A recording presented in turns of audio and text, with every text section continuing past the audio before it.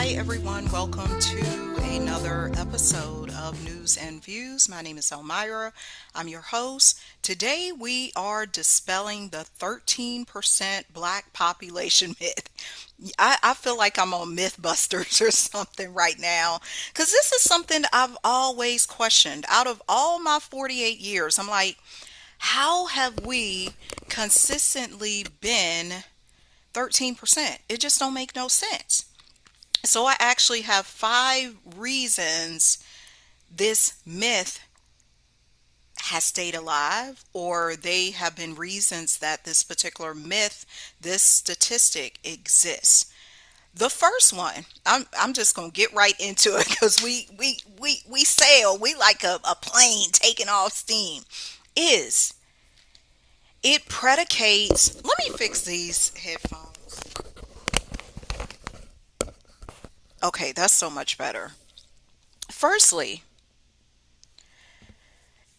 it makes us as a quote unquote black population have a victim mentality, because when you feel that you are a minority, and I say that in all essence of the words because we are definitely nothing minor about us, about copper colored people. We are major. But if you're always been told, and your children are told, and every time you hear this statistic in the news, when it's time to elect a president, it just over and over again, they feed you this statistic with what's the thing with murder rates or crime rates, or 13% and the marriage rates. We did a divorce story last week. It's all lies. They want you to have a victim mentality. Think that you are smaller than you actually are. If you just think about this logically with something else. If I tell you, let's go back to school, and your teacher tells you you got a 37% on the test, or you got a 13% on the test, what are you going to think? You're going to think, I'm a failure. I'm so far away from 100. That's what this 13% reading in our head. And I want to talk about something I heard just this week from Professor Melanie. She is one of my spiritual teachers. She was talking about the three minds. The three minds are your conscious, your subconscious, and the unconscious. This is something that has been programmed in both the subconscious, the collective subconscious, and the collective unconscious. Y'all can go watch that video. Y'all may even be following her. Make sure you check it out because it's for the soul born. When you believe that in your unconscious, you think you're small. You're like, I can't raise up. It's like that Andre Day song, Rise Up. You have this inkling, I can't do anything. We're only 13%, but it's all lies. I can tell you from personal experience, I never let that particular statistic stop me from owning a business, stop me from getting into an apartment on my own without anybody else. I didn't have a man, I didn't have nobody. It was just me. I've rented numerous spaces for my massage business, signed leasing contracts, all of this stuff, bank accounts, got loans, all of it. It's all in your head. Years ago, I did believe some of this stuff, gave me a victim mentality, but then I started to own my own power. And that's what we are. We are powerful people. Because this message, I'm going to speak directly to the copper colored population, or what has been historically called black, because I got to speak to us. That's me. Something else along with this point with the victim mentality is I ain't never took a census a day in my life. I distinctly remember as well back in 2015, prepping for 2016, my friend in Nashville avoiding the census takers. I was over her house numerous times, and she said they're trying to track me down again. And this is the case for a lot of black people. We don't even take the damn census. They don't even be looking for us. That is element number one. Element number two is the connection to the 13th Amendment. This 13% people will use when they are creating propaganda, when they are creating anything. They will use similar numbers to remind you of something else. So when they say, oh, you are 13%, it's a link to the 13th Amendment. I want us to see what the 13th Amendment actually states. This is what it says, and I'm looking directly at the constitution.congress.gov. 13th Amendment, Section 1. Neither slavery nor involuntary servitude, except as punishment for crime, whereof the party shall have been duly convicted, shall exist within the United States, or any place subject to their jurisdiction. Section 2. Congress shall have power to enforce this article by appropriate legislation. Essentially, what Section 1 is stating is slavery cannot exist unless you're in jail for the punishment of a crime. And who have they linked historically? Racial propaganda, all of that, with the majority of crime. That's lies too. We already know that's lies. But again, this is letting us know they using that statistic to remind you, copper colored man, woman, of the 13th Amendment and that you don't have any rights if you go to jail. And it's always, I never paid attention to this part because it's stating any place subject to their jurisdiction. So this could be a locality overtaken by the United States that may not be officially under governance. The 13th Amendment could still apply. That's something for you to question. What is the link between the 13th Amendment and the 13%? All of this stuff is in the Constitution. And they'll say, oh, it's constitutional, it's right, we can do it. Not necessarily. And here in Section 2, Congress shall have the power to enforce this article by appropriate legislation. If they want to shift this legislation, they can change it at any time. Of course, with the appropriate votes and things like this, all lies. 13%, leading you back to the 13th Amendment. That was point number 2. Reason number 3, they keep selling you this particular propaganda of the 13% is racist propaganda.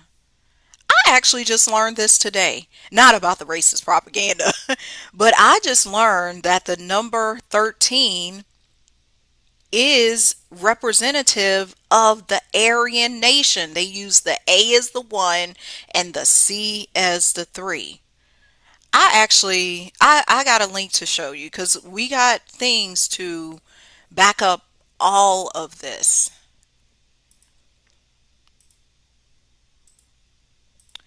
Here is what is this? The ADL. What is the ADL again? I gotta remind myself what this is. Oh, it's the Anti-Defamation League. Check this out. Hate on display, 13. The Aryan Circle. I'll actually blow up a picture of this shortly, but check this. 13. The number 13 is a numeric symbol for the Aryan Circle, the large Texas-based racist prison gang. Substituting letters for numbers 1 and 3, just mentioned that, i.e. Aryan Circle. From this derives several variants, such as 113 for 100% Aryan Circle, or 136 for Aryan Circle forever. See how this number is used? They like to, I will tell you this, People who are racist, sexist, bigots, whatever in that particular realm, they love to use numerology as code. So you may not always know who they're referencing, but when they use that 13%, we know who they are talking about and we know who they're not talking about. Because who is the Aryan circle against? Who is the Aryan nation against? Some things to question. Why the number 13? They're telling you here, but we got to understand the connection. 13th Amendment. 13 is the Aryan circle, this gang.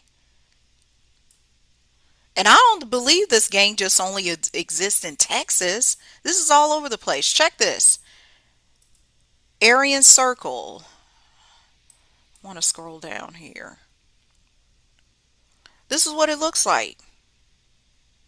This could be somebody's tattoo. You may have seen it on somebody. It's the A, the C as a tattoo. What's the next image? It says Brotherhood Forever. There you go. Tennessee Aryan Brotherhood group status. They're active. So this is another representation of the same thing. 13 could be, look at this. They're using versions of the number 13 here. Sometimes these may appear with an iron cross symbol or shield symbol. Gang members may also use numeric codes such as 26, which is 13 times 2. And we know yet again, there goes the tattoo right here. That's the tattoo. 2662, which is that transpose. It's all right here in our face. So the next time somebody says 13%, you may even want to question them. What are they really saying undercover? Who are they really talking about? They're probably talking about you if you identify as black or African American, copper colored, indigenous, whatever phrase you want to give it. They keep telling us you the 13%. You're 13%. 13, 13, 13, right? It's so crazy. It's a hate symbol, y'all. So when they even, I heard this around the time that Charlie Kirk was assassinated, and during his entire career, he would have these debates with, I don't know, all kinds of people. He had this one debate with a lady on racism. He even used some of these statistics about 13% of the black population commit 50% of the crimes. It's all lies, y'all. They'll even, I saw here, now this is something you can look up. They have organizations that use the 13/50 as a symbol for that statistic. 13% commit 50% of the crime. They even have others. So when you see this number, it's not just a number. It's racist propaganda for them to know they're talking about us. However, let me reveal something to you about the number 13. This may not be new for you, but I want to expound on it a little bit. The number 13 is actually a powerful number. I know here in the West, we've been taught, oh, 13 is unlucky. They don't even put the number 13 on the elevator. It's all of this stuff. Oh my gosh, Friday the 13th. Ah, I'm scared. They gonna come out. The freaks come out at night. They gonna come out to get me. It's all lies. Do you know what 13 really means? 13 is the number of transformation. In tarot, that's what it represents. The number of transformation and death. And you may be like, Elmira, but death is not a good thing. Yes, it is. Don't you want your old self to die, an old idea to die, an old hair to die, an old relationship to die, right? Why do you want old stuff to persist. We are not doing the same thing we did back in 1996, 30 years ago, 2006, 2016. We're in 2026 and beyond. You're in current times. You should transition. You should die. You should grow. I love what one of my colleagues said. Her name is Letitia. She said we die to ourselves every day. The death of me. She came on the show on Healing is War and spoke about that. The death of me. We do die every day. Every day you wake up, you are a new. So stop thinking that even 13 is a bad thing. They want you to think it's a bad thing. It's a minority or it's a prime number. It ain't a cute number like 7. It's not 100. It's not 44. It's not 1111. It's like I don't like that number. But truth be told, there's so much richness, power, abundance, fortitude in the number 13. Power. Again, I gotta now go to something from Anthony Browder. He is one of my favorite teachers. He's definitely, I don't know if I can't say he's a favorite teacher because of the way he presents the material. Okay, hold on just a second. We'll get here. Because he wrote something last year called The Hidden Power of 13. I've always known this is something about me.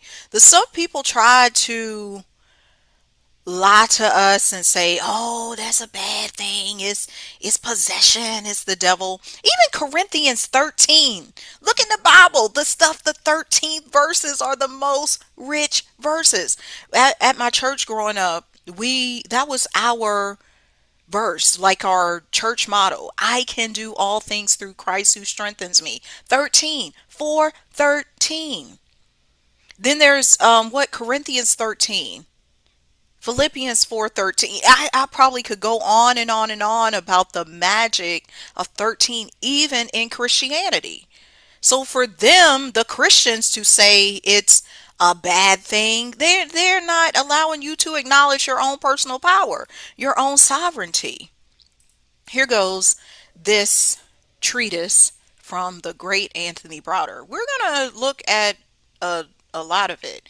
When you understand what's being said verbally, what's not being said verbally, but what's being shouted symbolically and metaphorically, you unlock the true power behind the numbers that shape our reality. So even though they're saying we're 13, they're telling us who we are. They're telling us we are the powerful ones. We are the leaders. We are the originators of this country here in the United States. Can I give you an example of numerology being used in American culture? It's everywhere on the dollar bill. Check it. 1313. The stars, the leaves, the spears, the stripes. We know there was an original 13 colonies. I grew up in Virginia. 13 arrows held in the eagle's claw. 13 stars clustered above the eagle's head. And you can read the rest here. The number 13 is repeated 13 times on the dollar bill. Riddle me this. 13 times 13. Whenever you see something repeated over and over again, someone is trying to tell you something even though they may not be vocalizing it. That's exactly what they're trying to tell you, black man, black woman. They trying to tell you you're powerful, but you still thinking you weak because they saying you 13%, but here we see it. They're telling you this is you, the power, the repeat, the repetition over and over again. 13 represents spiritual transformation, not bad luck. Here's what they don't want you to know.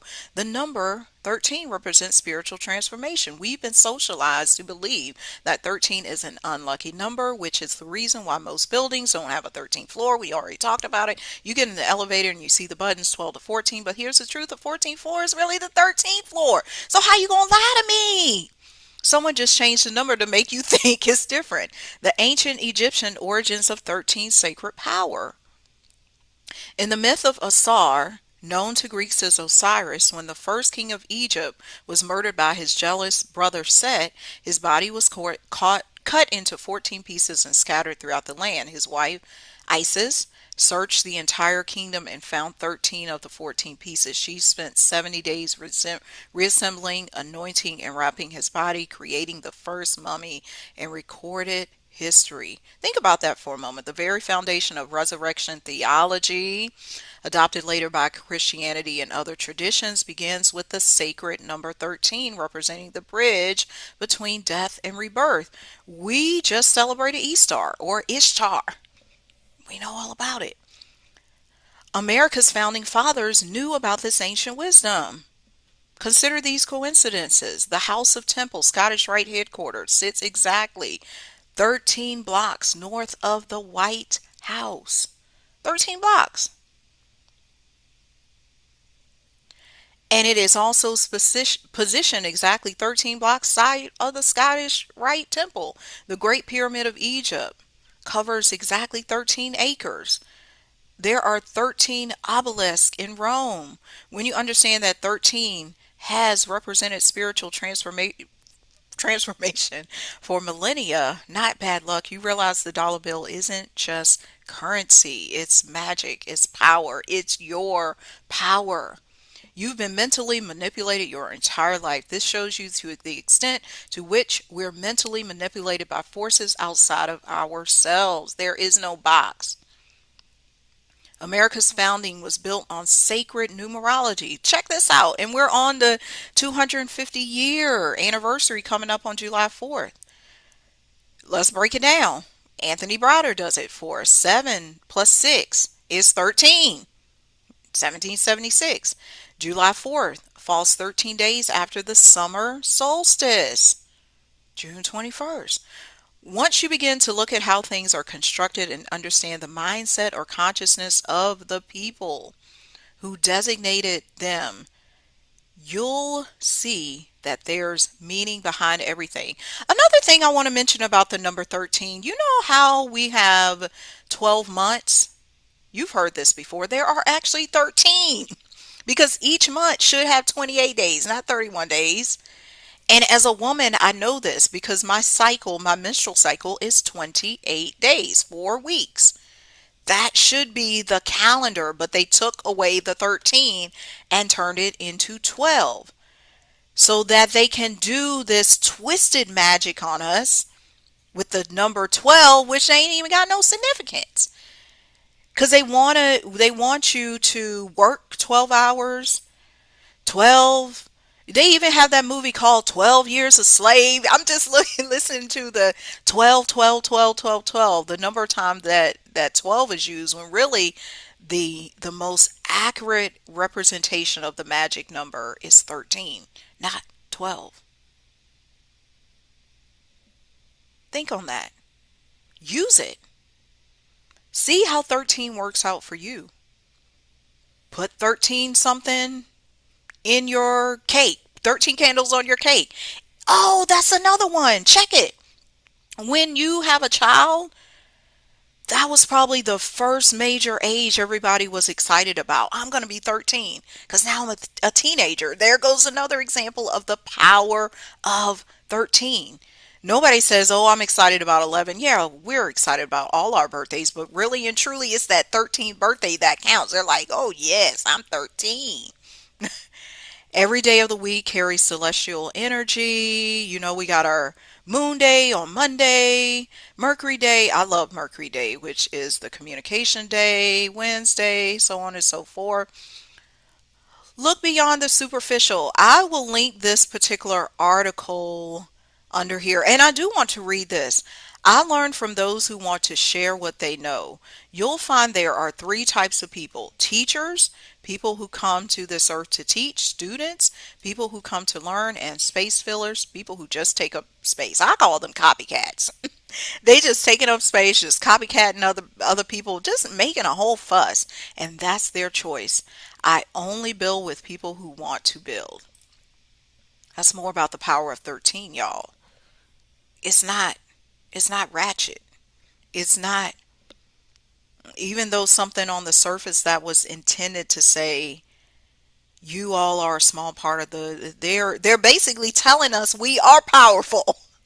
The next time you hear that, I say, here's my take. Don't use that about the black population, but use it to your benefit when you hear other people saying it. When you hear them say 13%, say, "Oh yeah, they talk about me. I'm powerful. I'm standing in my greatness. Yes. I'm magical. I'm transformative.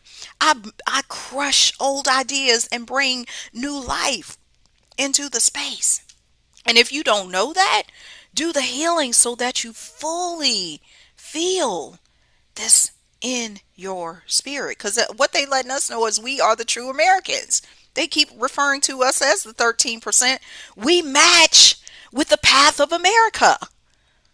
13 colonies, all the 13s that appear on the dollar bill, the 13, 13, 13, with July 4th. They're referencing us over and over and over again. That was point number 4.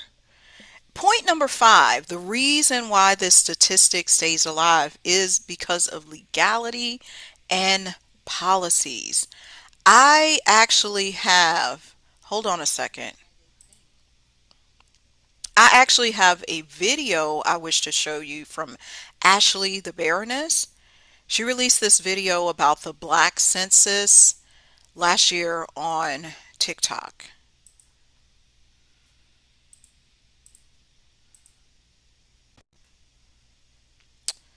Okay, let me hit play, and I may allow this to play twice. On our fear and our absence. Because when we're not counted, they get to pretend that our needs don't exist. Then they funnel our money, our taxpayer money, to richer, wider, more politically connected neighborhoods. So no, it's not just about data, it's about design. It's about erasure. Because if they can shrink us on paper, they can justify shrinking us in real life. So I can tell you why that neighborhood doesn't have a decent school, or why we don't just vote harder. We can't vote for equity if we've already been erased before the fight even started. We're not invisible. We've never been invisible. They just built a system that profits from pretending that we are. Let me tell y'all something real quick. You know they've been undercounting black people in the census for decades, right? Like consistently missing us, but not by accident. Because undercounting isn't a data issue, it's a starvation strategy. See, when the census gets it wrong, we pay the price. They use those numbers to decide where the money goes: schools, housing, hospitals, roads, food assistance, even political power. So when our communities are undercounted, what they're really saying is, oops, y'all don't exist enough to deserve resources. But we're here. We've been here. Black folks have always shown up, even when the government didn't. So why do we keep getting left off the map? Because the census isn't neutral. It never was. Historically, they've made it harder for us to be counted. They've skipped over public housing units. They've mistranslated forms for Afro-Caribbean and African immigrants. They sent fewer census takers to majority black neighborhoods. And let's be honest, a lot of our people don't even trust the government enough to open the door when they do show up. And who can blame us? After COINTELPRO, Tuskegee, and all the random raids in black communities, the census feels less like representation and more like surveillance. And they know that. Which is why they've banked on our fear and our absence. Because when we're not counted, they get to pretend that our needs don't exist. Then they funnel our money, our taxpayer money, to richer, wider, more politically connected neighborhoods. So no, it's not just about data, it's about design. It's about erasure. Because if they can shrink us on paper, they can justify shrinking us in real life. So I can tell you why that neighborhood doesn't have a decent school, or why we don't just vote harder. We can't vote for equity if we've already been erased before the fight even started. We're not invisible. We've never been invisible. They just built a system that profits from pretending that we are. Let me tell y'all something real quick. You know they've been undercounting black people in the census for decades, right? You heard it right there. Let me stop this video. I got her playing in the background. You heard it right there. We can't vote for equity when they've already cut us out on paper. So paper, that is one of the things about the United States. It's heavy on contracts, the Constitution, the Declaration of Independence. When you go to buy a house, when you go to get married, you got to have a driver's license. You got to have a W-2 to work, a W-9, a 1099, all these forms. And they did not always exist. These forms did not exist at the initial start of the country, 1770s. Some of them just came about since the 1930s because they want to police black communities. They want you to think you are less than. Oh, you can't get that funding for your school. Your policies don't matter because you're only this much of the population. And it's all lies. We don't even trust the government. I told you about my friend earlier. And me too. I ain't never take no census. Where? And honest, I don't want to take it. We are miscounted.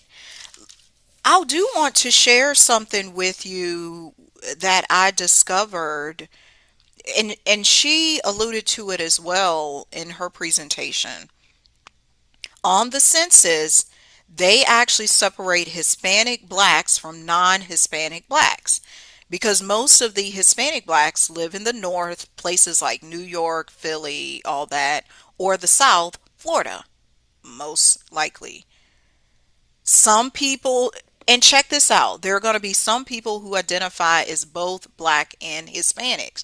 This gives the U.S. Census Bureau the right to say, we're going to put some of those people only in the Hispanic category because these changes that I'm giving you just started in 2020. Prior to 2020, there weren't as many people labeling or claiming themselves to be Afro, what would be termed Afro Hispanic or Afro Caribbean, Afro Latino, any of that. So we got to take that aspect into account as well.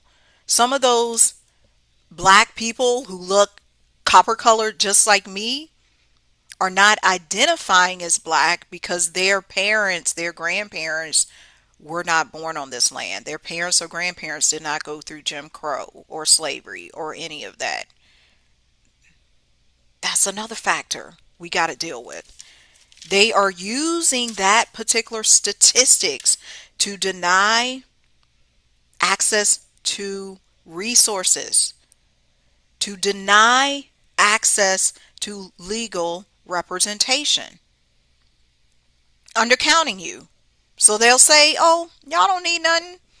Y'all people, I actually have a colleague of mine, Omari, in Virginia, who fights for this. The housing authority, the low income housing in Richmond. He is an activist because this is the type of stuff he and his team have to fight against because they are not counting them. Oh, you don't matter because you live in this type of housing. Why? You don't matter because you represent the 13%. We got to stop using this percent. And I hear so many black people using it. The 13%. Stop claiming yourself unless you're using the power behind the word. Now I'll give it to you if you want to use the power element. But stop saying you're 13% when you know they've been miscounting us for years. Don't even use the percent. Because what are these percents good for anyway? Why do we even need to count the people? It don't make no sense. Why we need to, it is one of the reasons we need to count. So we can give out, we can divvy up resources to this particular community, to this particular zip code, to this particular congressional district. That's one of the reasons the census is there, is not to really have an accurate counting of people. I'm telling you. That's one of the things we do over here is bust the myths and force you to ask your own questions. Investigate this. Inquire with your family members. What do they think? Do they think we're still 13%? Because you've got some people in your family who were alive in the 1930s, 40s, 50s, 60s, what have you. Ask them. Don't they see that the numbers have gone up? How are we now? The country is like at what, 500 million or something, and our rate has still stayed the same. Don't make no sense, y'all. Some of the stuff just don't make no logical sense. So don't listen to it. Don't believe it. As a recap, The 5 reasons this is a myth. Number one, the victim mentality, selling you that you are a minority when you know you are a majority. Number two, the connection to the 13th Amendment, which was ratified on December the 6th of 1865. Number three, the racist propaganda. The 13 is an Aryan number. They will sometimes use multiples of that, 26, what have you. 13 is a powerful number. We saw it with the write up from Anthony Browder. It's not a hidden power, but maybe it is for you and you just revealed it. The fifth thing, legal, it helps to legalize certain policies. This has been another episode of News and Views. We're always hipping you to intelligent data and forcing you to think for yourself. Okay, until next time, peace.